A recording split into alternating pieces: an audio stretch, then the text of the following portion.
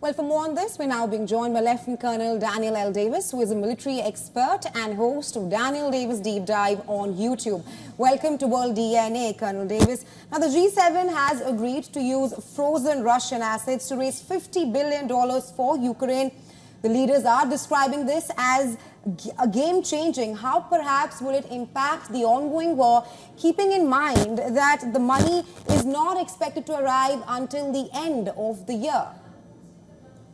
Yeah, it's just curious to me how many times in the 2.5 years nearly of this war, I keep hearing something's going to be a game changer, and nothing has been a game changer. And this isn't either. I mean, just the least of which, because as you pointed out, this probably is not even going to start coming in toward the end of the year. And plus, it's going down a slippery slope. When you start confiscating, whether it's the direct funds or whether it's interest off the funds, you're still seizing the assets of another country and using them for something else. And look, Ukraine is in a war against Russia.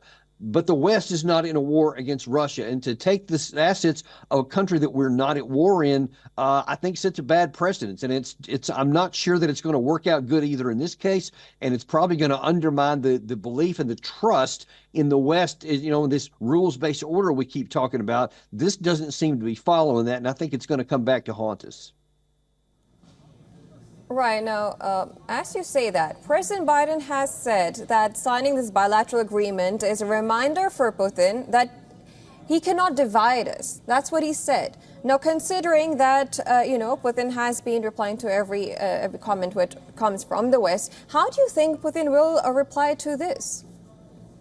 Well, look, I mean, just on the first of it, that's not accurate. I mean, we are being divided. I mean, you see that Hungary made a special point of saying they want out of what the NATO forces are doing in regards to Russia. You have Turkey, you have Slovakia, definitely not on board with what's going on. So there are some fissures already showing up. You see these votes that have happened, especially in Germany and France, with voters moving away from supporting this war. So that's what needs to be taken care of more than anything else. And just saying the words that he can't divide us, that he can't wait us out, when evidence is existing that maybe he can and maybe we are, that's what needs to be taken a look at.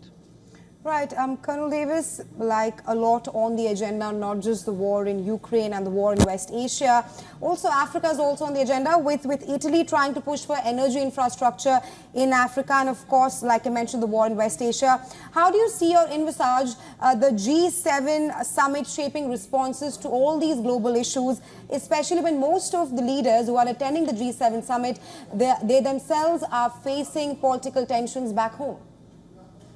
Yeah, I mean, you hit it right there. I mean, the war in Ukraine and between Russia and how those governments are handling it is a big issue, but it's not the only issue. There's a lot of issues that are part that the ruling parties in almost all these countries, and that's including the United States, because right now President Biden's not, depending on which poll you look at, is not hardly secure.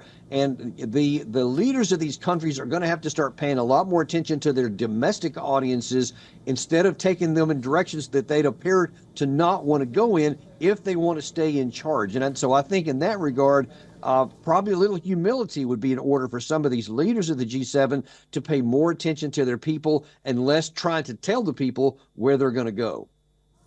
Right. Thank you so much, Colonel Davis, for bringing us all the details. My pleasure.